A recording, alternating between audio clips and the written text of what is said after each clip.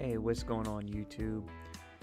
So we're here again to talk about redemption, and what I want to talk about now is I just got finished speaking about a mindset, and now I actually want to talk about action because again, there are several steps to redemption. It's a journey. In fact, that's a perfect way to think of it. And on that journey, look, if you've messed up big, which I'm sure some of you or most of you have. I know I have certainly done this. We look at our redemption as if we are, picture this like you are traveling on this road, okay, and your destination is this mountain, okay, and this mountain is way off into the distance, right? And you're looking at it, and it's beautiful, right? Because again, you're looking at the mountain, and you're on the path. And let's say it's just a gravel path or a dirt path. And you're walking on this path and you're looking at the mountain.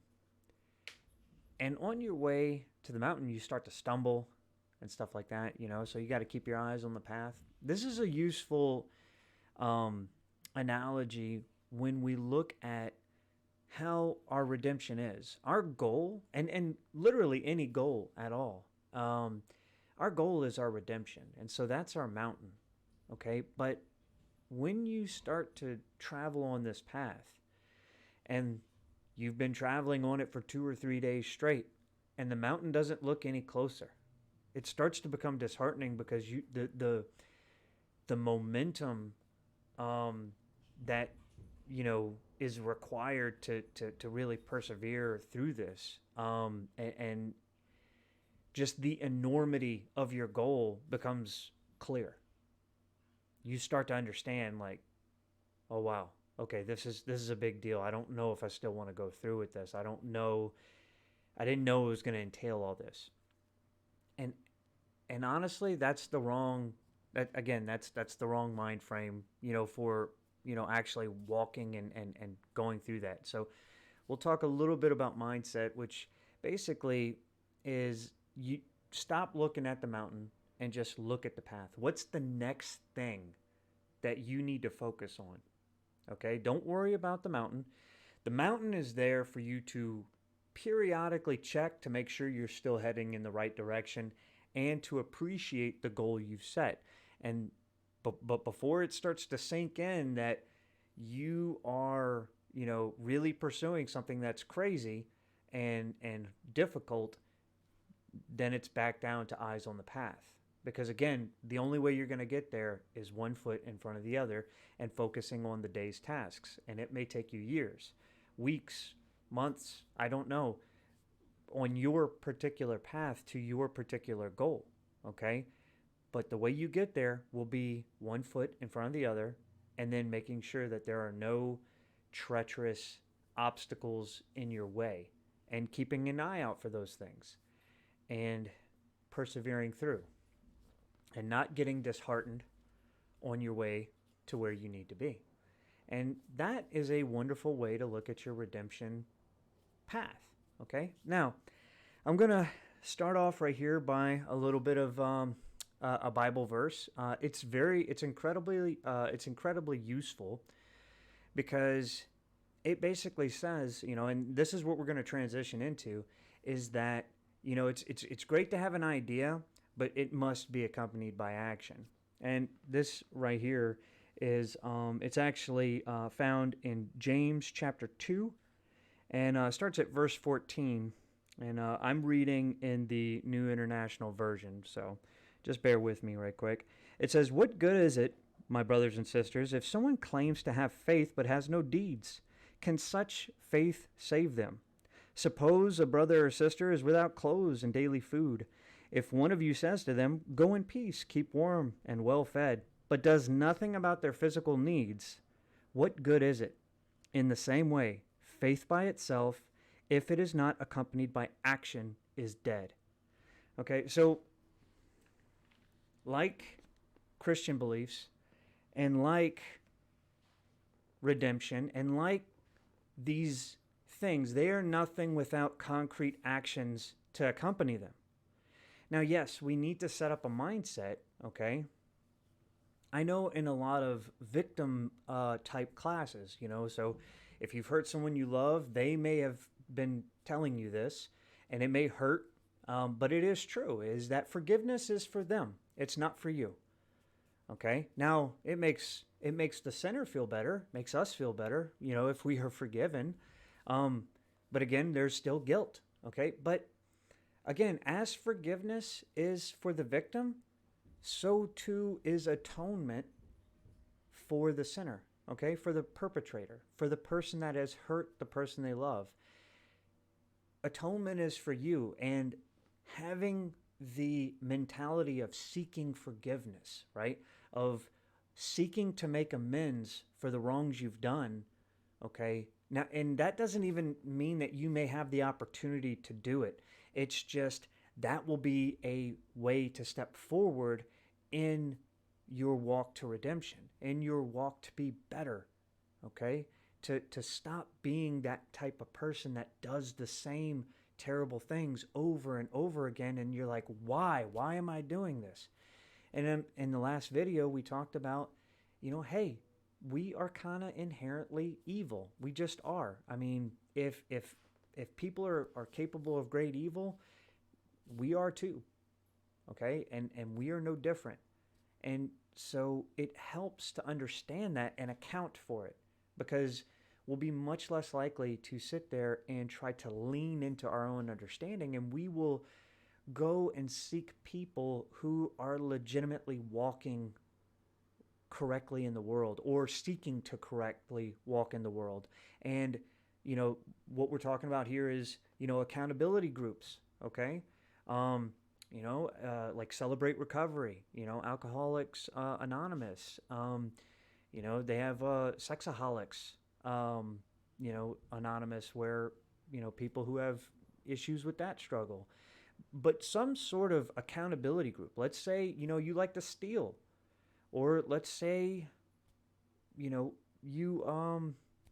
I don't know. I mean, there are so many sins we could go here all day. Okay. And I don't want you thinking that, if I didn't call off your sin, this is not for you. It surely is. It definitely is for you. If you are seeking to do better and you want to do better, okay, this is for you. All right. And so having this attitude of atonement, okay, whether it's a business, whether it's a spouse, whether it's a girlfriend, boyfriend, mother, father, sibling, best friend, I don't know your circumstance, but if it's somebody you care about and you hurt them, we have to take an attitude of atonement, right? We have to try to seek forgiveness, because that's how we become better people. It's not about winning and losing. No, it's not about that. It's about being better.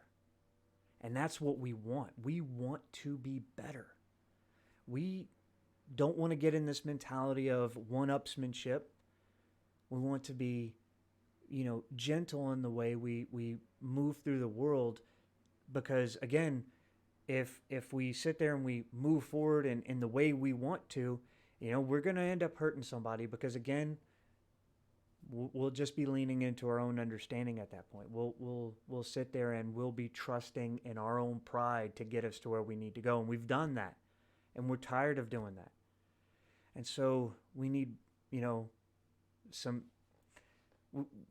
accountability groups, right? We need some accountability to sit there and hold us, to a standard that we just can't hold ourselves, right? And again, most of these things, they're completely free. You'd be surprised, I mean, honestly, it can be, some friends, and I'll be honest, some people you probably shouldn't be hanging out with, right? That can be one of those things. And look, in order to be another way, you're going to have to kind of, you're going to have to go through some hurting, some hurtful changes. You may have to cut people out of your life that are not good for you. And that's painful, because some of these people you really like, but if you take an honest assessment, like, am I actually doing good because of this person? Because that's what people should, like, if you're hanging around people, that's what they should be doing for you, is they should be holding you accountable. Now, some of you might be in a circumstance where, you know, your mother or your father's doing you wrong. And, that's really tough. It truly is. Um, the best way you can go about it is just account for your part in whatever you did wrong. Okay? Because again, that is important. And in some cases, maybe, you did nothing wrong, and then you're the victim in that point. And then, I would just encourage you to seek help if you need it. But for those of us who we know we are the wrong, and we have done the wrong, I would just say that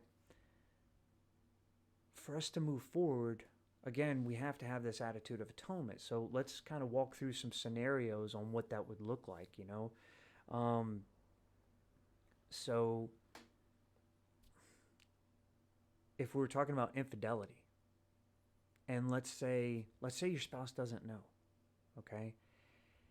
Well, at that point, we're living a lie. Even if our relationship is great, let's say your relationship is wonderful, okay?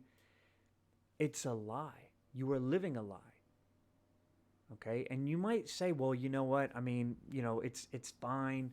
Uh, you know, um, she doesn't know or he doesn't know, and I'm treating them well, and they're getting by well. The problem is that you are not going to be able, the cap on how good you're going to be able to be and how selfless you're going to be able to be is it's capped. It's You're not going to be able to do better because you are you're using a compass that doesn't point to true north. Okay, so how could you possibly get to where you need to be when when your equipment, okay, your map isn't completely drawn. It's very effective to visualize this in a navigational type of metaphor to basically say, hey, we're trying to get from point A to point B, and you know it's actually over here by point Z, okay, because you have a messed up map. All right, that's how you're moving through life right now if you're living your life in a lie. Okay, and this is incredibly useful not just for infidelity, but let's say you're an addict. Let's say you're a functional addict. Okay, again, cutting that out of your life. If you sat there and you built this life, on drugs or alcohol, again, it's the same thing for you. You're building a life on a lie, and that is actually going to be far more incredibly dangerous. And the reason why these things are dangerous and the reason why it's important to have these good navigational tools to move through life, something that's authentic, is because people need authenticity in relationships. Those people need to know, because if you're like, it's just like, I really don't like people, I don't really like friends, but you've been living this lie, that's why. Is because they're living in reality and you're not. So if you don't share reality, how are you going to be able to have a relationship with someone? And I'm not just talking about, like a romantic relationship. I'm talking about like a friendship or, any kind of meaningful relationship. So again, we have to take action to sit there and rectify our wrongs. That's part of accounting for it. So if you sat there and you had infidelity and you need to confess, well, that's a hard road, but you need to live in the truth, okay, in real reality. Now, I'm not going to tell you to just sit there and wing it. Seek professional help. Seek allies to sit there and help you through this process to rebuild what you've messed up. Seek help. Get people who want good for you. And they're there. That's why, most of the time churches are going to be one of the better places, because that's what Christianity really is about, and I'm sorry for you secular people, I don't want to inject that too much, because I want this to be about, you guys um, being able to find the help that you need. But honestly, you'll be able, if a church is set up appropriately, you'll be able to find the resources and help you need there. You really will. Because again, there's not too many secular ideologies that are all about redemption. I mean, honestly, these are deeply Christian rooted values. So that would be my advice to you is go and see what kind of local resources your church has and go seek professional help to overcome some of the misgivings that you might have, or if you need assistance in breaking the news to people you love, or just going about trying to live a more forthright life. That's what you have to go through. Um, and that's really all I have to say as far as kind of taking action and putting your redemption into action.